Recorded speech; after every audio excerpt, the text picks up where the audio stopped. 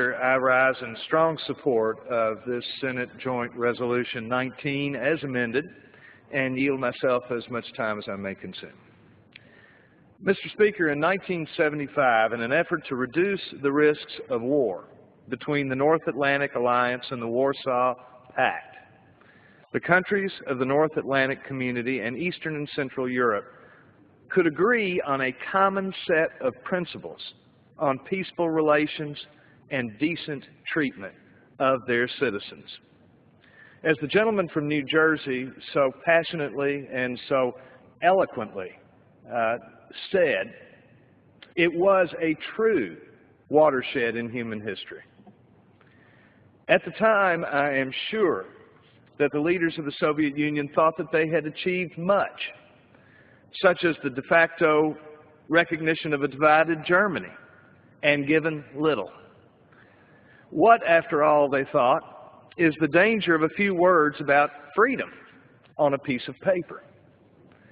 30 years later, it is clear what was wrought by these words.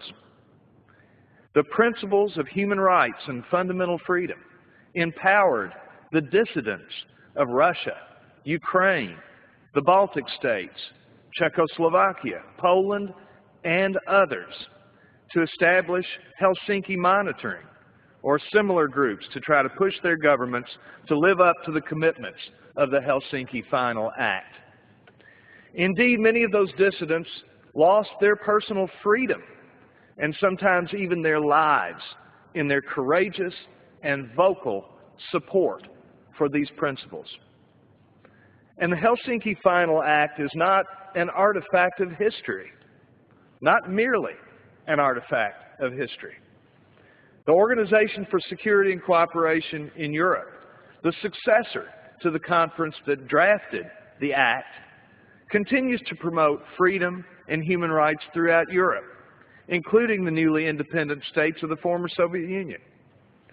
Just in the last year, the OSCE, through its offices for democratic institutions and human rights, has supported civil society in Belarus, sent election observers to Kyrgyzstan as it makes efforts to transition from an authoritarian regime, provided training on human rights monitoring to groups in the Caucasus, and assisted countries throughout the region in stopping the scourge of modern-day slavery, the trafficking in persons. This year, OSCE will make efforts to have a successful, free, and fair parliamentary election in Azerbaijan, a critical country to our efforts in Afghanistan and a country which is seeking to throw off the communist bonds of its past. And the Organization for Security and Cooperation in Europe does not stop in Europe. It is helping the countries of Africa and other regions in their efforts at democratization. Indeed, many have talked about a Helsinki Final Act for the Middle East to bring the values of the Accords to people of those countries. Some have argued for a democracy charter for the countries of the Arab League, similar to the charter adopted by the Organization of American States. Mr. Speaker, I hope the administration is seriously taking the lessons of the Helsinki process to heart as it moves forward with its efforts to promote democracy and pluralism through the broader Middle East and North Africa initiative.